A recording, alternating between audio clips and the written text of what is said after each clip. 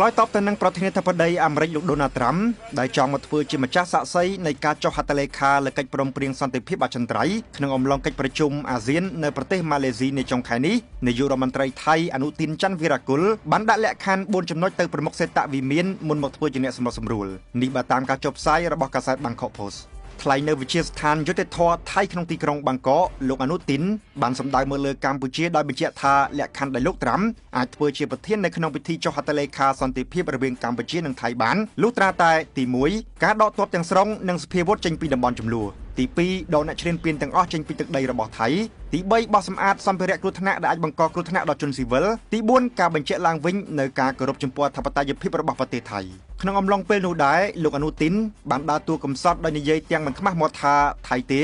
ដែលត្រូវកម្ពុជាឈ្លានពានទាំងដែលល្បិចបោកប្រាស់ទាំងនេះត្រូវបានអន្តរជាតិដឹងច្បាស់អស់ទៅហើយទោះបីជាយ៉ាងណាក៏ដោយសម្ដីរបស់លោកអនុទានបានបង្ហាញយ៉ាងច្បាស់ថាថៃកំពុងតែបំបាក់មុខលោកត្រាំនិងមិនចង់បានសន្តិភាពឡើយសូម្បីតែមានការអន្តរាគមន៍ពីសំណាក់មហាអំណាចក៏ដោយផ្ទុយពីកម្ពុជាដែលជាប្រទេសស្រឡាញ់សន្តិភាពនិងស្វាគមន៍ជានិច្ចចំពោះការដោះស្រាយជម្លោះតាមរយៈការចរចាបញ្ជាការផ្ទុះអាវុធ